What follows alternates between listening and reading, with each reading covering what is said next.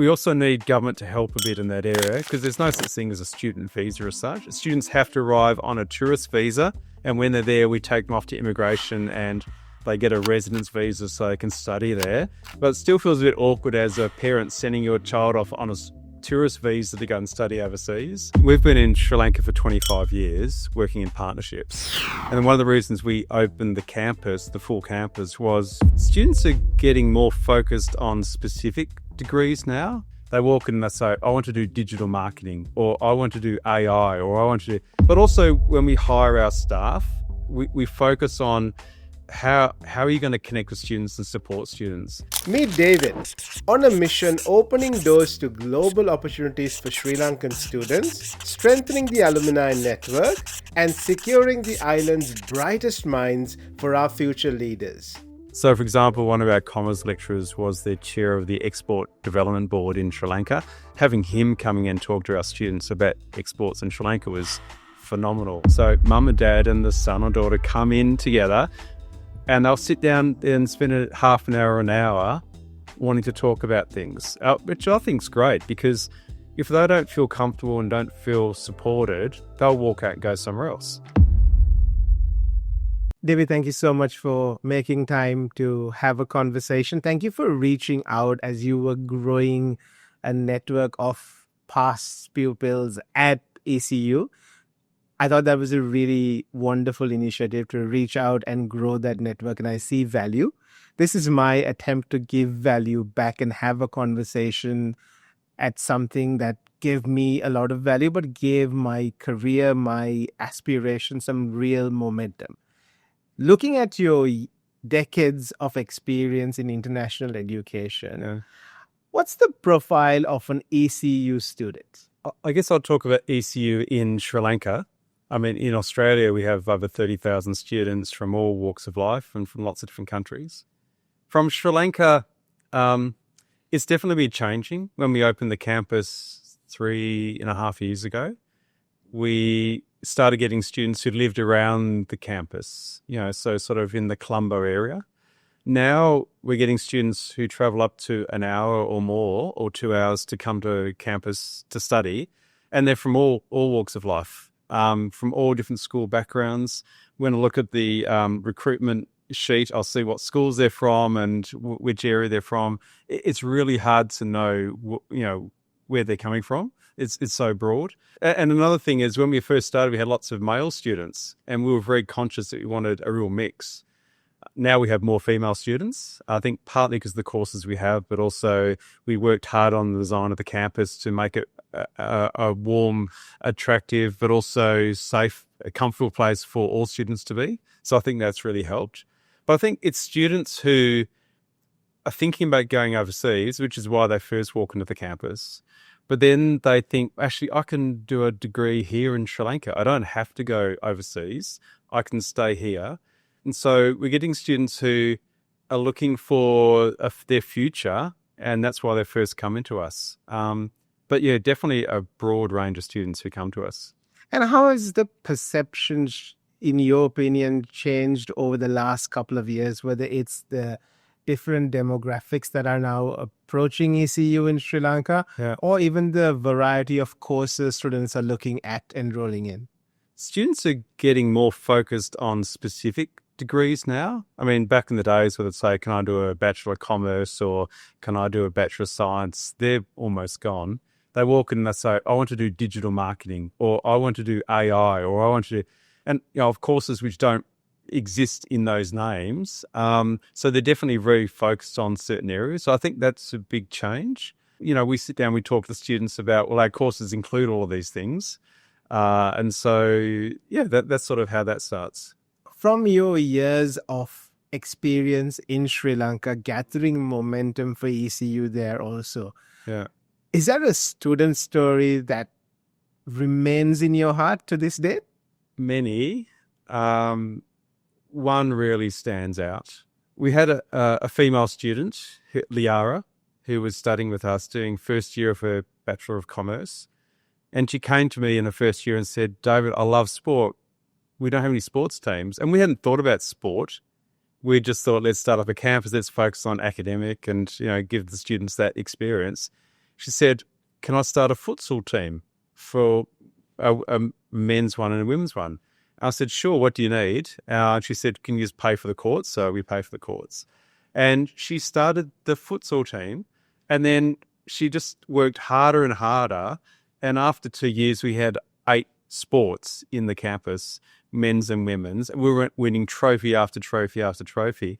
But after a year, I felt so guilty. She was working so hard, but for free, basically. So I gave her a part-time job. So she ended up being part-time staff at the same time studying her Bachelor of Commerce full-time as well. And she was so committed to giving a great experience to students and offering them something in the campus.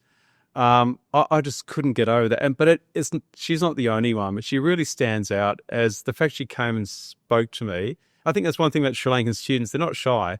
They come up and say, I don't like this, or can we do this, or here's a suggestion. She was outstanding, and she did well in her degree in the end. We now have 11 sports in the campus, and she also helped us engage with our Pro Vice Chancellor of Sport in Perth, who came across and helped launch the sports in Sri Lanka as well. So I was very proud of her and the fact that she was so determined to do something which she was passionate about.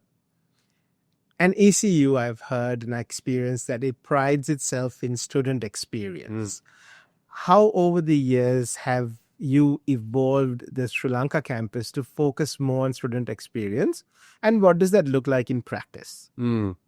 It's funny, when I first went to Sri Lanka, I know that ECU were the #1 university in Australia for teaching quality and student experience. And I thought, well, how do we translate that into Sri Lanka? A lot of it was we actually focused on small classes, so not having these large classes. But also we implemented learning advisors. So we have a team of staff who sit there.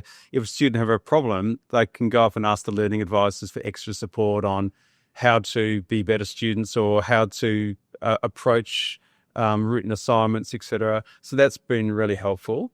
Definitely sports has been a big part of that. And also clubs and societies has been huge. I mean, Rotaract. I'd never heard of Rotaract until I got to Sri Lanka. We have a huge Rotaract club now. We have a big student ambassador program, and they're like my link to the other students. They meet me and we talk about what's working well, what's not working well, how can we support students better.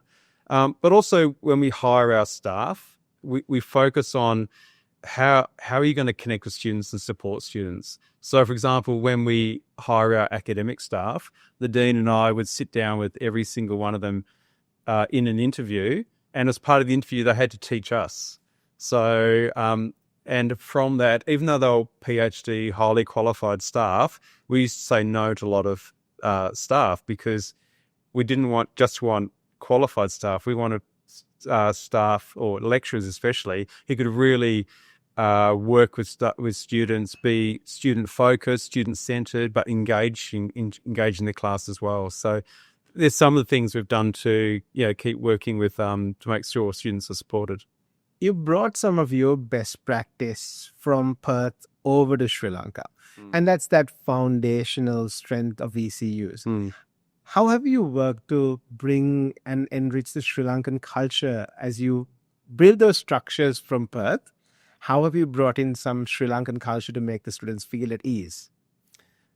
We talked a lot about this because we're an Australian university, but we're in Sri Lanka. So we realised we had to mix both of those together. A really interesting one was, in Australian universities, they're pretty casual. Students walk around with flip-flops, shorts, singlets. It's not very formal at all. And everyone's pretty casual. Even when they talk to a lecturer, they use first names. In Sri Lanka, we know it's very different. Students have come dressed a lot more formally. And we had some struggles at first because we wanted to be more relaxed like Australia, but also students weren't quite sure how to react with that because they'd come from a school system where it was very structured. They had to do certain things. Suddenly they had a lot of freedom. Some of them weren't quite sure how to work with that. And we had a few behavioural things at first, but then we just it was part of us also working in with Sri Lanka and how we do that.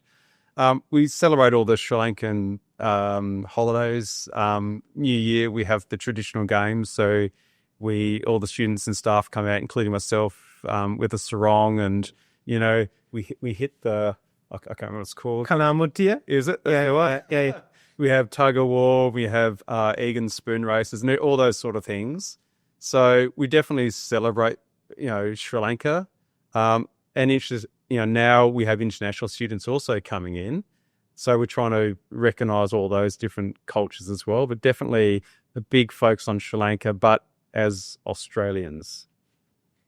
When I was growing up in Sri Lanka over the last couple of decades, one thing I noticed is we have about 400,000 students leaving school after their A-levels, and it's about 40,000 that can enter local universities.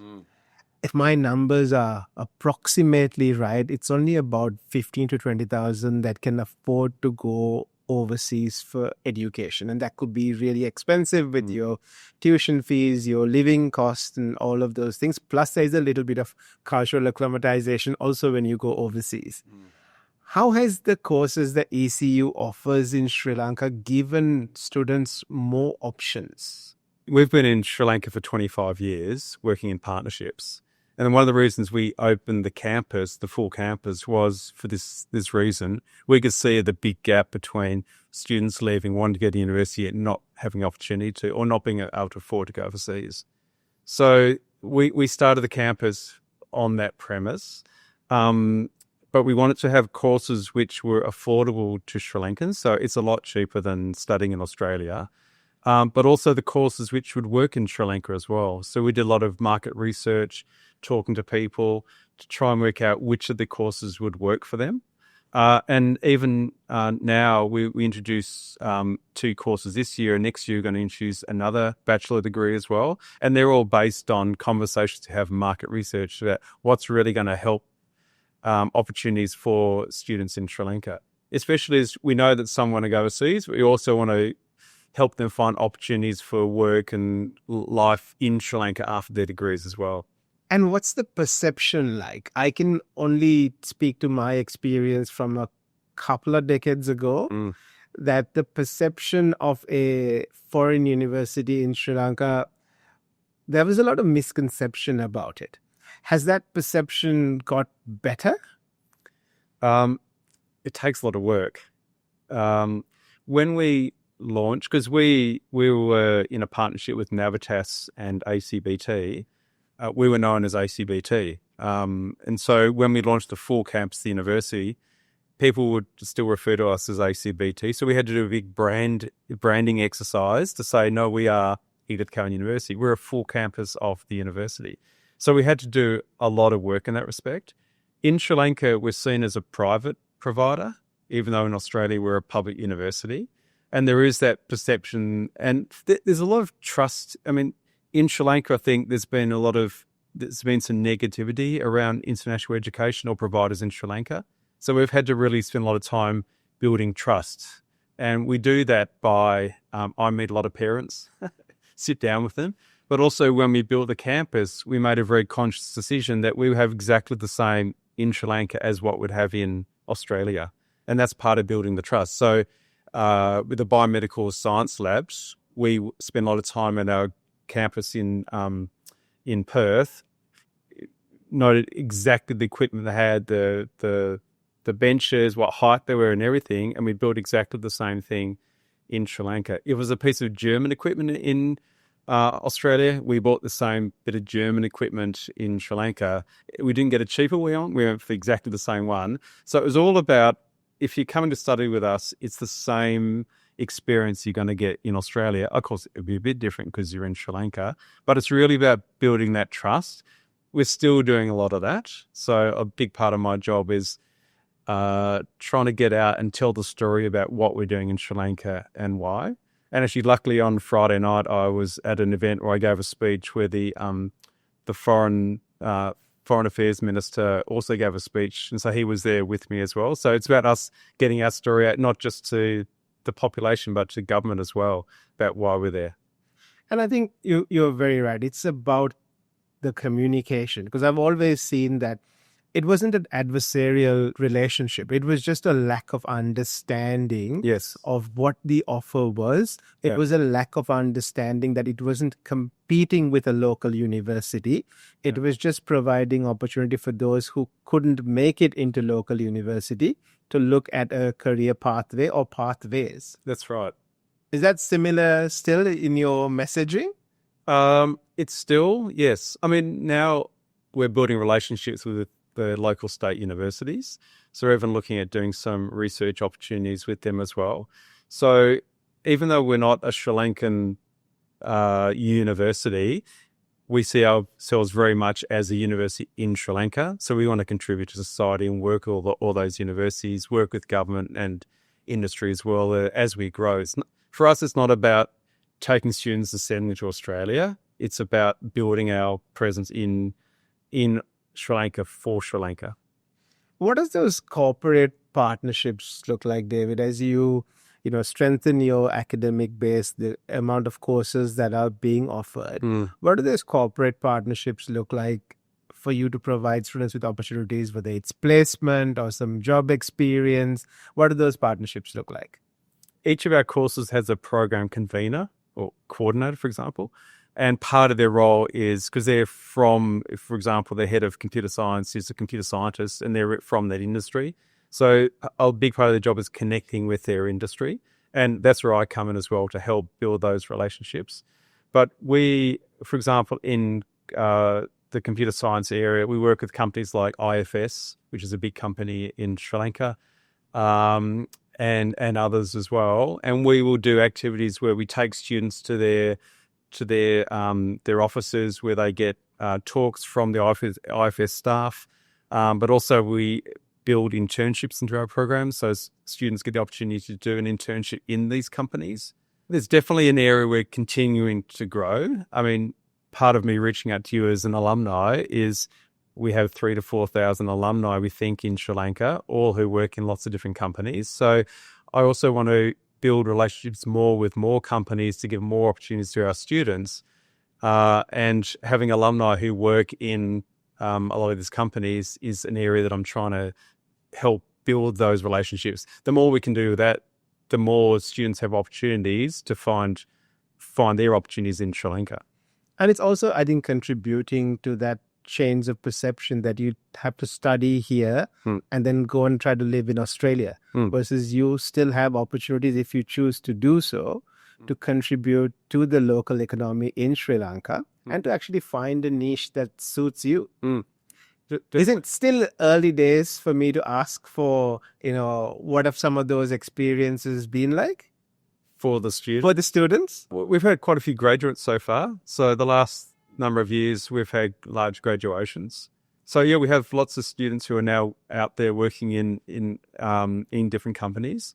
And it's funny, as I've been contacting alumni, I've started to work out where they are in the world. I mean, I can see alumni in Canberra, in Canada, in Europe, other parts of Australia.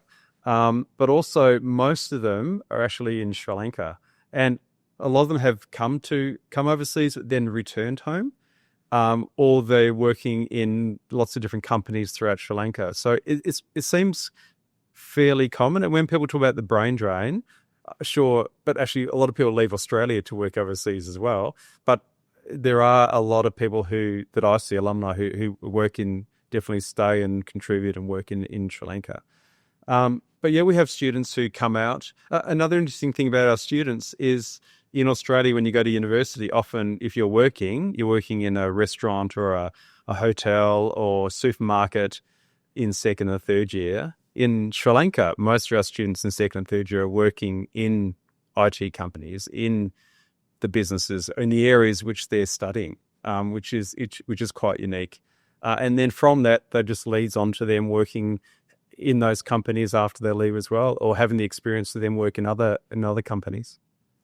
As you connect your students with, corporates for placements, what are some of the things that you're conscious about? And I'm asking this from the perspective of there is a co-curricular, which they're reading for as part of their course that they've selected.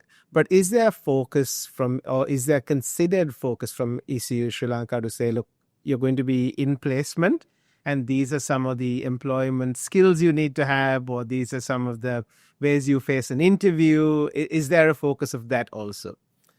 We're starting to do more of that now. So the last 2 years we've run a job fair. And this year we had 15 companies come into the university, and they had their stands there, and students signed up and they got dressed up in their suits and in their smart dresses, and they went and had interviews with these companies. Actually, one of our students got 14 job offers out of 15. Fantastic. Which we don't know why he can get the last one, but anyway. But as part of that, the learning advisors who I mentioned before, they did some courses on interview skills, how to be prepared for interviews. So doing some of that, definitely I think we should do more of that. But I'd also say part of it is the soft skills that they learn. So doing our clubs and activities, doing the sports, doing all those extracurricular things in the university allows students to develop their soft skills, develop their leadership skills, their organizational skills, their communication skills. So those things we can see is really helping them when they start going for interviews. And what's the mindset shift that you can see, David? Because you've spent a few years in Sri Lanka with students. When you interact with students, what are some of those indicators that you can see, whether it's confidence or appearance or the type of questions they're asking? Has there been any shifts or changes that you have noticed? Good question. I think when I was first there, people were a bit wary of me or afraid of me. Not afraid, but there is the fear factor of the fear of the unknown. But also there's education is quite hierarchical in Sri Lanka. And so they would find it challenging to speak to me or even come and see me. So I made a big effort of walking around the campus a lot. Even students having lunch, I'd sit down next to them and ask them things. And I think that shocked a few of them at first. Stop eating. Yes, that's right. But I wanted to get their real honest feedback about what's happening and what they want and how we can, because for us it's a new thing. We're trying to do things for them, but we weren't sure how to really hear from them. So that's definitely changed now. I mean, 2 weeks ago when I was in Colombo, I met 30 of our students, and they were our ambassadors. Some were outgoing and some were incoming ambassadors. And we just sat down, and I just asked them as a group. I mean, I had 30 students in front of me. I just asked questions out to the group. I was surprised how many of them just put up their hands and just answer straight away. I mean, in the early days, you'd ask a question, they'd all sit there and look at me. So there's definitely a lot more confident. And yeah, I find they come up and approach me more and more now, and we just sit down and chat about things. Because part of my job also is to give them guidance or help them find solutions or give them opportunities. And I love when students come and ask me questions and I can talk to them. And the reason I asked that question was very specific. Sri Lankan education is very hierarchical. I did my schooling in Sri Lanka, done my university education in Sri Lanka. Yeah. And I know that we'll become comfortable speaking with someone if they have promised something and delivered something. Yes. And that seems to be the experience with you. I remember, I just reflect on the person who said, I want to start a futsal team. Yeah. If that request wasn't, and you can't deliver all requests, but if the reasonable ones aren't getting delivered, then it's that trust. It takes a while to build. Yes. How has that interaction changed amongst students though? Are the learners doing more collaborative projects, more collaborative assignments? How has that been? Because in Sri Lankan schooling education, there is not a lot of room for that collaboration. There is still a very competitive side to education. So when you look at the curriculum and how we assess in class, a lot of it are projects. A lot of the classroom is students working with students to do things together. And that's on purpose. Even when we built the campus, in all of our classrooms, they're all single seats on wheels with tables on wheels as well. So students and the lecturer can, within a couple of minutes, rearrange the classroom so they're in groups rather than in rows, for example. So that's definitely helped students working together. and also, even by doing the extracurricular activities in the sports, students get to mix outside of their degrees as well with other students. And also because our students can do electives from across all the courses. So we find that students don't get stuck in their commerce or stuck in their computer science or in biomedical science. They can do units from other courses. That's where they get to meet more people and interact more and more. David, considering everything you've shared about how ECU in Sri Lanka is set up and the work you've done and the consultation you've done with students, is there still a perception that a good international education is overseas? And what are some of those markers that you think still have some room for improvement? I was saying earlier that when parents and their son or daughter walk to the campus and say, how can I go to Australia? And we say, well, we're not migration agents, but we can help you with going to courses in Australia, of course, but we offer you the same thing here. And they say, but it's not really an international education.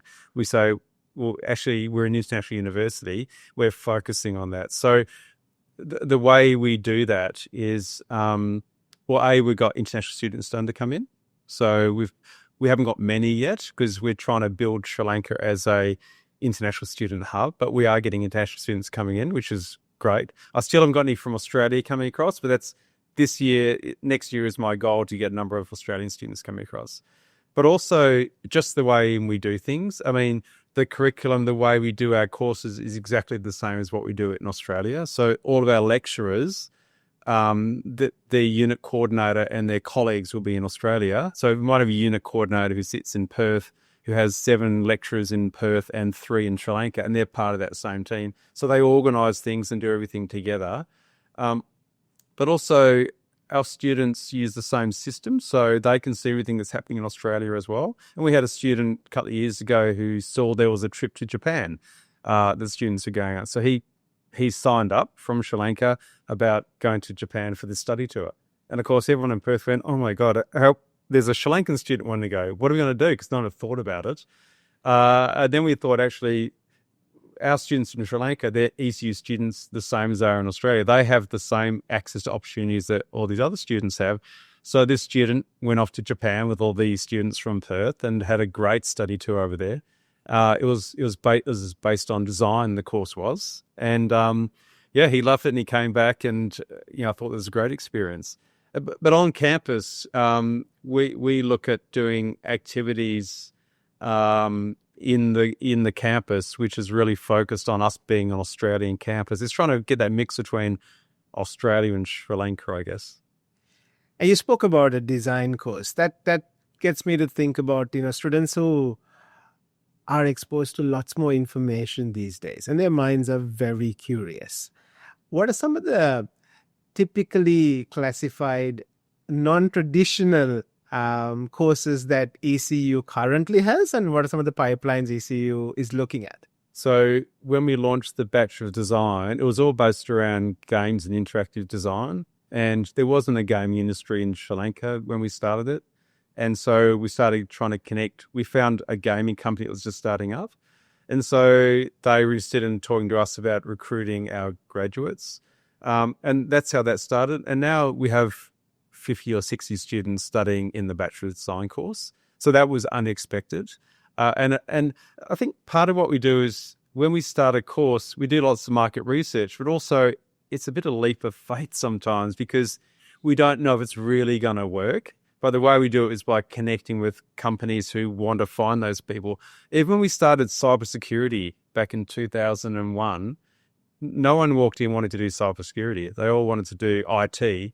And they said, are there any jobs in cybersecurity? And we'd show them LinkedIn jobs. We say, yes, here they are, especially banks in Sri Lanka were recruiting.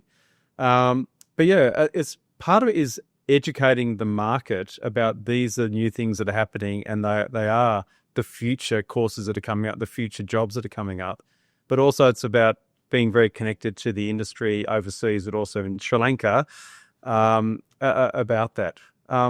Other course, Bachelor of Psychology, we've just started. And the reason we started that was because every time we were had enrollments over for the new semester, we used to get 10 or 20 or 30 calls saying, can I do psychology? And we'd say, we haven't got psychology. And so we ended up starting a Bachelor of Psychology, and that's already starting to be popular. In Australia, we speak a lot about student agency. Who is the decision maker for courses that you're seeing primarily? Is it the parents, or is it slowly shifting towards student-led decision making? I like to say the student. It's definitely mum and dad have a big part in what they're doing. But actually, that's part of our job when they come in, because mum and dad and son and daughter will sit down. We have booze, a whole lot of booze at the front of the campus where they can sit down with us and talk about it. And often mum and dad will say, I want them to do that. And then you look at the student and say, and what do you want to do? And it'll sometimes be quite different. But then we talk about what are the options that might satisfy both of them as well, because they can do 2 majors, or they might do a Bachelor of Design with elective units in marketing and business as well. So getting the best of both worlds. So, but definitely parents have a big part to play. And in all my years of international education, I hadn't really spoken to parents before until I got to Sri Lanka. And yeah, I sat down with a lot of parents then. So they're still very much a part of the decision making.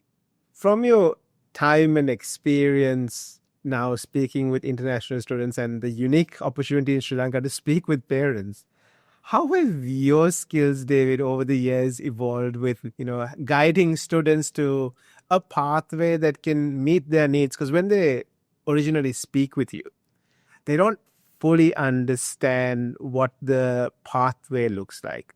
They have some passion, they have some liking, and they have some possibly researched understanding, but not a lot. How do you guide them to those options, and how have you evolved over the years? Wow. I've worked in lots of different countries, but most of the campuses I worked in have been international students coming into that country, like Canada or Australia, to study. Whereas here, I'm in a country where the students are from that country. So it's definitely been a big learning process for me, trying to understand what they're looking for and why. I think I've had to ask them a lot of questions. I'm definitely not the expert in all areas of Sri Lankan education. So I think part of when I have conversations is I'm asking them as many questions as they're asking me, because I want to find out more about what they're thinking and why. So I think, yeah, that's probably been an area. I mean, I'm still growing that area as well, definitely. I mean, Sri Lanka's can be complex at times. And, there's been so many changes over the last 3 to 4 years in Sri Lanka as well, trying to go through that, especially with A-levels. We never knew when the exams were going to happen, when results are coming out. Students would always come in, not, parents like, I don't know what to do with my son and daughter. We're waiting for things, trying to help understand the environment they're in and what they're trying to achieve. Yeah, I've learned a lot, definitely.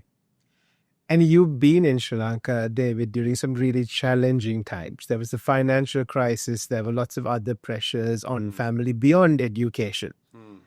What has that taught you about the Sri Lankan people? Wow, resilient.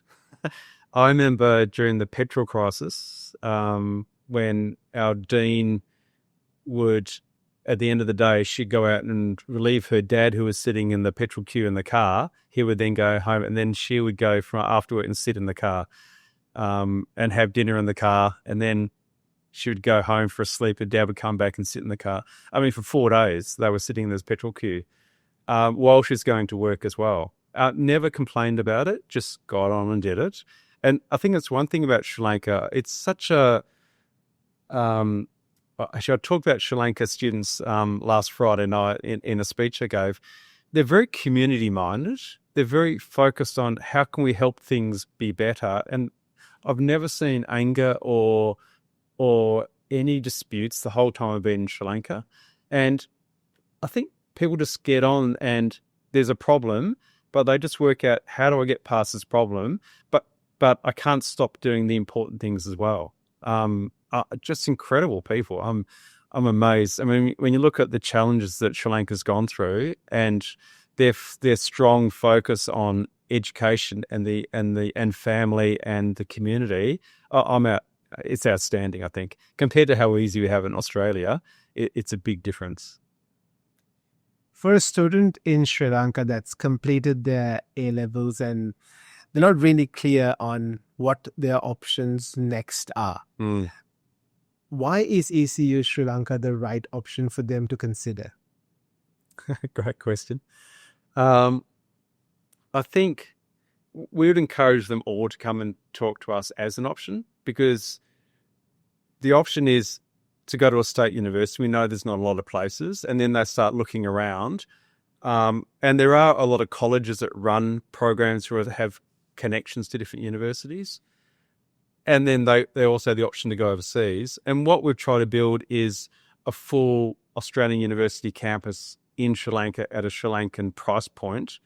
And so we would ask for to come and at least check us out to see what we offer. Well, we now offer 8 bachelor degrees, 9 next year. So we have a wide range of courses, but also it's ability to do a full Australian degree in Sri Lanka. You don't have to travel overseas. You don't have to spend a lot of money to go overseas. It's sitting there as well. So it is, of course, it's not for everyone, but we think what we offer is pretty good and the students are happy doing it. So yeah, that's why I'd say come and check it out. And I've also heard and read about your courses being career ready and not just degree focused. What does that aspect of, helping students be career ready look like? It's even harder these days because, we have curriculums get reviewed often. So every course, you'll probably have 1 or 2 units changing every semester. And that's just a matter of keeping up to date with things. So all of our courses have industry advisory groups to find out what's happening in the industry, not now, but what's coming as well. And so we're always looking at how do we improve our courses for the future. So definitely when a student walks in and says, I need to learn that to get a job there, we'll say, well, actually, probably by the time you finish degree, that won't be needed in industry. We want to teach it skills to be able to take on anything in the future. So that's what we're focused on. And actually, our university is going through a big curriculum transformation project at the moment to transfer all of our curriculum across the whole university, partly because of AI, the impact that's having now. So AI for us is not a course. AI is in everything. So AI has to be part of every course that we do and a skill that all students need to be able to do, but also looking at how to help students be ready using AI in the future as well. One thing that worries us is if students use ChatGPT or something to do something, are they learning the skills which they will need anyway? Because we know that AI is great. It's a great tool to help all of us. But if you don't know what you're talking about, you could be using it the wrong way or incorrectly as well. So it's about us getting students not even job ready, but future ready as well. Because I know when I went to university, after I left, I joined a company and they taught me what I need to do that job, even though I'd studied a whole degree at university. So it's about getting ready for that. And how does that focus come into play when you hire faculty, when you hire lecturers? What are some of those things you're looking at when you hire lecturers? So research active is part of a requirement, not for all courses, but for some of them. Those who are still looking at what are the new things coming up in my field, but also are they industry active as well? So we have a number of lecturers who are working in industry as well as doing lectures with us, which we think is important. So, for example, one of our commerce lecturers was the chair of the Export Development Board in Sri Lanka. Having him coming and talk to our students about exports in Sri Lanka was phenomenal. But we need people who are not stuck in where they were even 1 or 2 years ago, but continually, future focused. So when we interview, that's definitely a big part of what we're looking for. And how are the students receptive to, from what you've heard, people who bring that industry experience? Because I remember when I was studying, that's something I treasured. Yeah. Because yes, you can study about theory and the theoretical applications, but you also need to understand nuance of application, because most of the time in industry, you're working with other humans, and other humans have these things called emotions, Yes. which don't always play a part in the text. Yes. How has the student reception been to, people or lecturers that are actively involved in industry? I think generally good. Unfortunately, not always. But we also bring outside speakers in as well, to come and talk to our students. We just see that's such an important thing because it is about how they can apply what they learnt to real life, and also a lot of their projects are based on real life projects within companies. So some of our projects, for example, will be you go and talk to this company, find out what they need, and then build a project around it. And then part of the assessment is they have to present it to the company as part of that as well. I think part of it also for us is learner training. We have to train our students the importance of how to be a good student and how to make the most of these opportunities. Some students will just naturally do it. Others we have to guide. Others we have to push. That's a really interesting concept. And I love that, the options around learner training. I think it's important to always be able to receive information, process that information, see value in that information. What are some of the challenges with learner training that you're seeing these days? So when I talked about learning advisors, a big part of their role is going into classes, especially in first year classes, because they'll come in and they will try and copy things, or they will find something on the internet and try and use that as work. And partly because they just don't know, they haven't needed to do things before where they have to read and find different sources and bring the information together and then put it into a paper, which actually is not hard. It takes often time. It's organization of the students. I mean, when they leave to the last minute, they struggle and they grab stuff and they do it. So part of what our learning advisors do is they go in and they teach students how to organize their time better.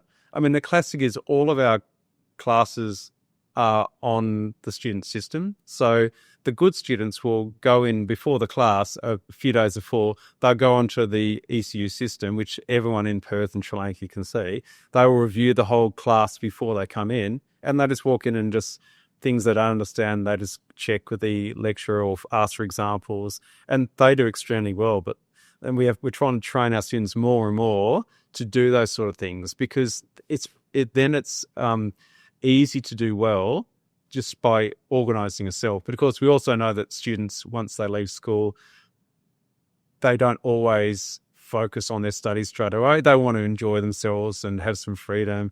But sometimes we need to bring them back to say, okay, that's great, but this is how you can be a successful student. And I think it's those skills that you touched on. Like, I currently work in public education in Canberra, and I see that a lot of the time. It's that we need to set up students to understand the systems of learning.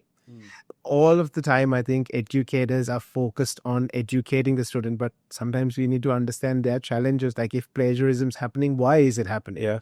If somebody is trying to copy somebody else's work, why is it happening? Is it that they don't have the skills to do it, or they've just forgotten to do it? So I think that's a really important part, to take the students on the journey. And I think that also builds trust. Is that correct? I think so. Actually, there's one thing we went too far on. We're talking about collaboration. We worked so hard on students collaborating with each other. We started finding them trying to collaborate on assessments. And so we had to then say, hang on, that's great, but no, you can't collaborate on assessments. Assessments are your work. So it was great they were working together, but then that was part of us going back and saying, okay, let's have more learner training on how to do that. But the rewards when you get it right are great. An AI specific question, because we touched a little bit on AI. Yeah. Is there chatter conversation about roles that will no longer exist in a world of AI? And is there a consideration that ECU Sri Lanka is making? And are there considerations that students may be concerned about? I wouldn't just say it's ECU Sri Lanka, it's ECU in general, but it's the whole university sector. I think that's partly why we're doing a curriculum transformation project, is to look at how we can change things, because I think in certain industries, it just means our jobs might change as well. I mean, if I'm an accountant by training, I did Bachelor of Accounting at university, I'd imagine that a lot of accounting will be done by AI in the future. But then it's about how you use that information, how you interpret it, is probably the skills more we want to start building, rather than this is how you do accounts. So I think things will be changing with AI, but we just need to now adapt and look at how to prepare students for the future of using AI in roles. But I'm sure some jobs will disappear, and I'm sure in 5 years' time things look very different the way they are now. Is there any intentional student-led or educator-led prompts that are happening in classrooms around, if you are using AI, then this is how to use it in a safe manner, supported manner, to stop the hallucinations of AI, but also somehow, improve your ability to research, find, distill information? Yeah. I think this is a big challenge in all education at the moment. I'm sure you find it as well, in that we recognise that AI is here to stay. It is helpful, but everyone's still trying to grapple a bit about what does that mean in education. So we do a lot of work first with training our staff in how to successfully use AI in the classroom, and also doing sessions with our students on AI as well. So it's definitely a part of our professional development for staff, but also our learning advisors doing courses and training with students as well.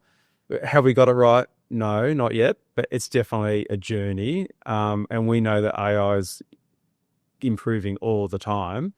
It's just a matter of keeping on top. But I think the most important thing is acknowledging that it's there and it's a good tool to use. How do we support students using it the best way they can? From a faculty perspective, and this might be very early days, but have you done any work around how AI is supporting, for example, faculty to do research faster, optimize questions, look at individual or personalized learning plans, and just free up some time to actually engage with the students and those who might need a little bit of extra guidance? Yes, I'm not an expert on it myself, but our university are looking at all those things about how do you allow the academic staff to spend more time in front of students rather than doing administrative work, definitely, but also for research as well. They're all looking at all those things. Some are further along than others, but definitely, even from the admissions perspective, traditionally universities can be quite slow at admissions. But when you think about if you send in your paperwork to apply to university, surely AI can turn that around within 30 seconds to say, yep, you're in, or you're missing these documents, can you please send more? So I think there are parts of the university which improve, but also within the classroom, there are lots of opportunities. Of course, we always have to make sure we provide time for ourselves to keep learning and implementing that as well. But definitely at our university, we have teams who are working on those things. Again, a perception question. Yeah. Are Sri Lankan students, in your opinion, the ones that are interacting with you, the prospective ones, is there still a perception of the big name universities, which I will not name? I need to be part of it. I need to go there. Is that perception still there? I think less so than other countries. I mean, when you look at China, for example, it's very ranking focused. Sri Lanka, less so, I think, from my experience. I think it's more about the university is going to help me in my future. I mean, when you look at rankings, for example, a lot of that is focused or based on research of the university. So look at Harvard, for example, many years of research, so of course they got a high ranking. And I'm sure if you went to Harvard, it's going to be great for your future anyway. But we focus on, especially in Sri Lanka, we're good at teaching and learning and student support. So that's what we offer our students. And we also want to look at how do we help them with the skills for when they finish the degree, they can go out and have a good future as well, which is why we focus a lot on the soft skills that we do. That's why we're trying to grow alumni at the moment. That's why we focus on the non-academic sides as well, but also within the classroom, they're not just studying a book, they're being interactive in the class with the lecturer, with other students, so preparing them. And I think the feedback we're getting is that students and parents like that. They like that opportunity to do that. So I think it's the experience you get from university. I went to one of the GOA in Australia myself. I don't think it led on to anything after that. But, for us, it's about how can we offer the best we can for our students who are in front of us. With your now years of experience across multiple countries working in tertiary education, if you were to switch the hat to being a parent, what are some of the key decision-making factors a parent needs to look at when supporting their child to make a selection on what's the right university and the type of setting for them to study at? For me, it's about what's the support my son or daughter would get when they go to a university. I mean, most universities do similar things. They do similar degrees, similar courses, but it's the support you get when you go there and the opportunities you're given when you're there. I think that's an important thing. If I was a parent and I went and sat in front of people and I didn't get the answers I wanted, or I didn't feel comfortable, that I wasn't listened to, or, I would feel, if I don't feel comfortable, how are my children going to feel comfortable coming here as well? Actually, I remember, it's going off topic a little bit, but I remember I used to work with Switzerland quite a lot. And I had this Swiss agent once who came out to Sydney, and the way he decided who he's going to work with, he'd go to the reception area and he'd stand there. And if no one talked to him in 20 seconds, he'd walk out the door and say, I'm not going to send my students here. And he worked with us because he came to reception and it was really busy, but someone from reception looked up and said, excuse me, sir, I'll be with you in a minute. And so he stayed. And he just said that attitude of looking after. And then after that, actually, I didn't know him at the time. I came out and I sat with him and we showed him around and we talked about things. He felt comfortable then that these are the people who look after me and support me doing things and will therefore support my students. So I think that's important. And I think when you look at Sri Lanka, they don't enroll online. They will walk into your campus. So mum and dad and the son or daughter come in together and they'll sit down and spend half an hour or an hour wanting to talk about things, which I think is great, because if they don't feel comfortable and don't feel supported, they'll walk out and go somewhere else. Or during the day, might go and see 3 or 4 different campuses. And if they've asked questions and we haven't got back to them, then they will think, well, someone else has got back to me. They obviously don't care about me. We'll just go somewhere else. So there's definitely a customer service side to that about working with our students and parents. But I think it's about the care and the support you give your students. Because you go to university not just to sit in a classroom and learn something and walk out. It's also the people you meet, the connections you make. I mean, I know even for myself now, a lot of my friends and connections are from university. And I think those sort of things are important. If you are still with your parent hat on, Yeah. If you've now walked in with your son or daughter, Yeah. What are 2 or 3 of those important questions, David, that a parent needs to ask? I know one that's always asked is, what's the job at the end of it? Which is sometimes hard to answer. I think if my son or daughter have struggles in their courses, what's available to them to help them? Because we know at some point, some students are really bright and never need any support, but where is that place that my son or daughter can go to and ask, and they'll be looked after straight away and supported by giving options to help. I think that's a really important one. But also, what are the options for industry engagement? How are you connecting the course? How is it connected to industry? I think it's another important one. Who are the lecturers? Who's the dean? Who are these people? Actually, one thing that parents often ask when they walk in the door is, all of your lecturers Australians? And I say, no, we are in Sri Lanka. We have Sri Lankan staff who are exceptional, by the way. I mean, I've worked with lecturers around the world, and the Sri Lankans are great academics, great lecturers, great teachers. But we choose the ones that will work on our campus.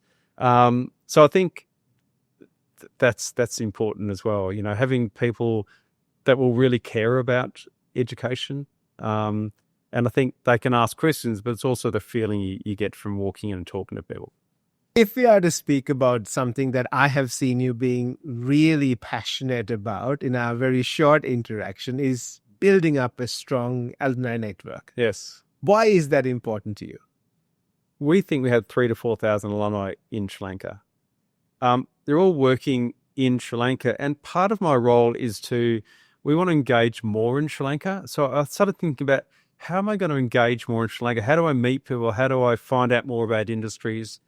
Because I'm good at knocking on doors, but if people have a connection with us, they're probably going to give me better advice or be more open to doing things. So I started thinking about our alumni, but also we've had 3 or 4 years of graduations now. We've seen our students going out into the workforce. And I want to know what they're doing. And, they did their studies, so what are they moving on to? And it's really interesting. I keep meeting people. I keep meeting people, and we're chatting along, and then they go, where do you work? And I say, at Edith Cowan University. And they went, oh, I'm an alumni. I didn't even know that. And I'm finding them really, a lot of them in Sri Lanka. And for me, it's part of our, I guess, giving back in Sri Lanka is, what are our students doing? How can we support that network? How can they help support us as well?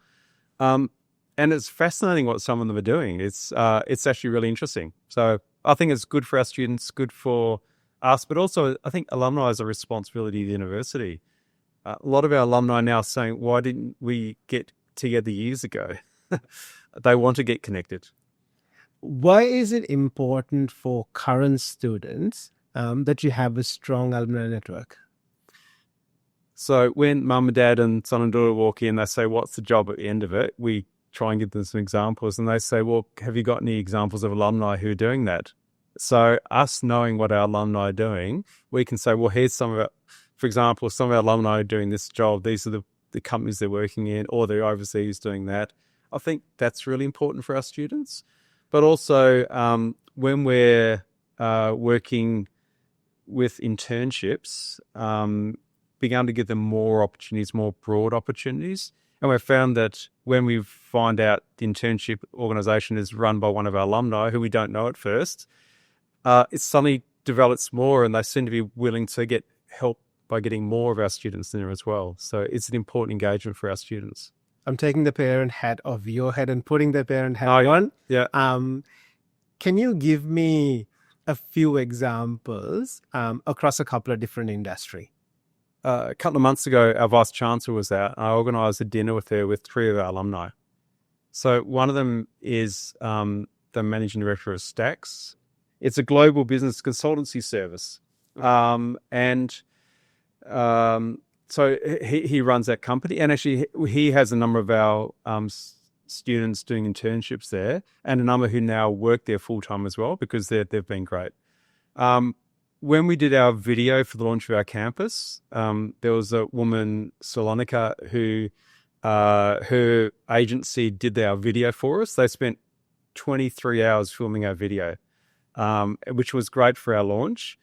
She now works for the Maharaja Group, a very successful company in marketing there. She's one of our alumni. And then there's another young guy who came along as well, and he works for the Cinnamon Hotel Group from there. And of course, one of our alumni, Chanel Rodrigo, who is works for Sri Lanka Tourism as the social media ambassador. She's one of our alumni. And I met her early on when, during the pandemic, I saw her and her husband cycling around Sri Lanka. They did a video series around Sri Lanka. And I used to watch it because I wanted to learn more about Sri Lanka. And then I remember one day, I don't know how I worked it out. I thought, she's one of our alumni. So I sent her a message and said, hi, it's really great to see you cycling around. I didn't know who she was or anything at the time, just they had this cycling video.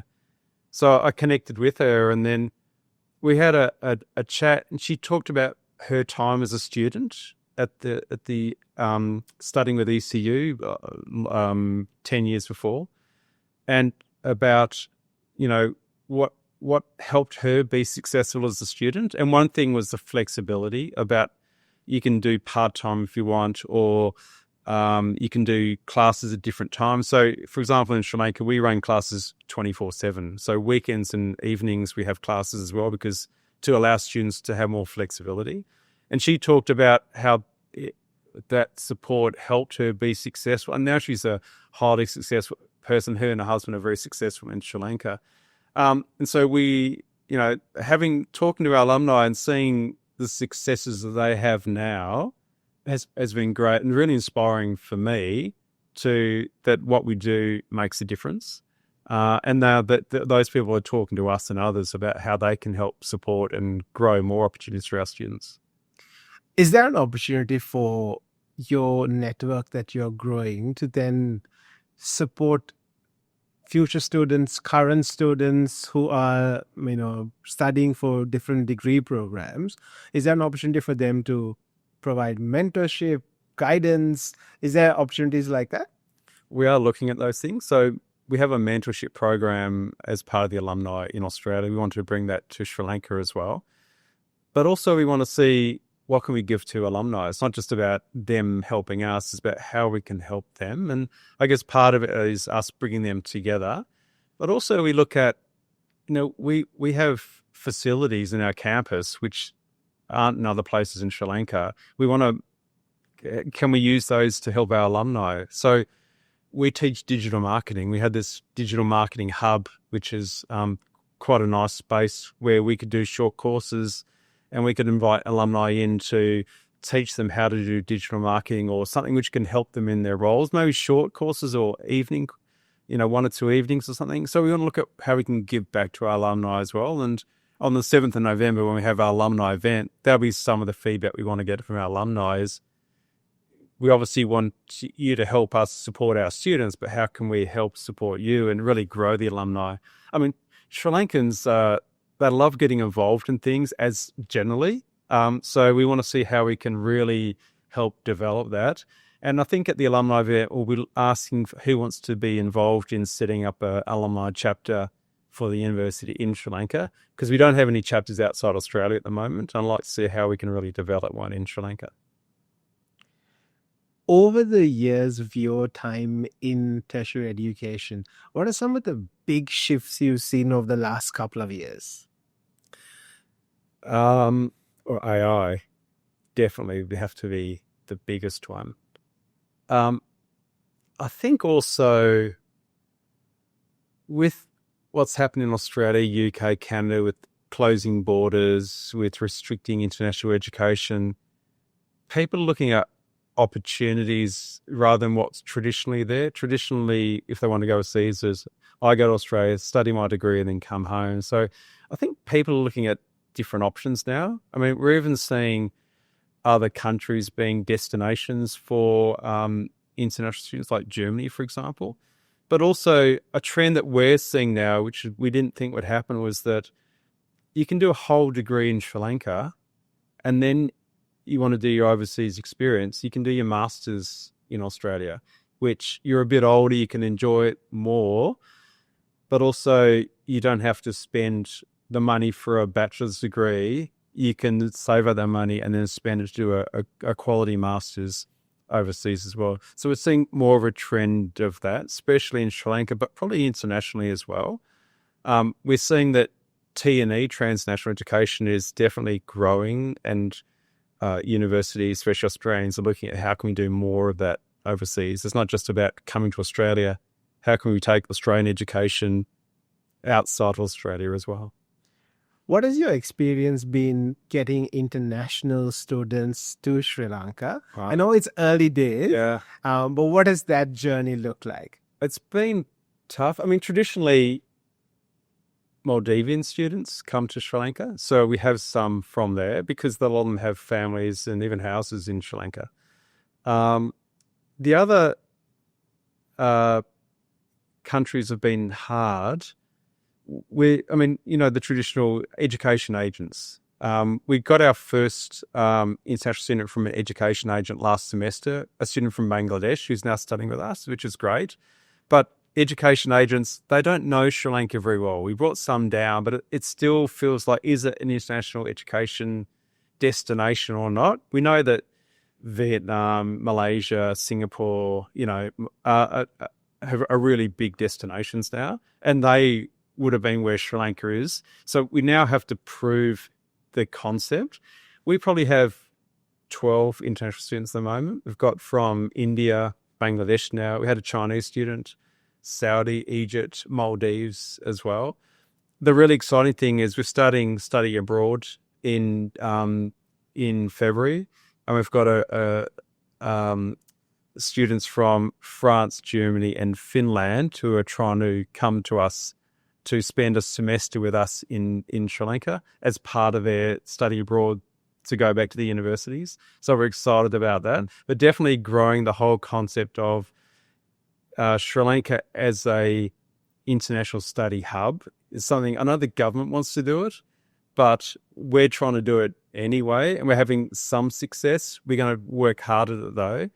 But we also need government to help a bit in that area because there's no such thing as a student visa as such. Students have to arrive on a tourist visa, and when they're there, we take them off to immigration and they get a residence visa so they can study there.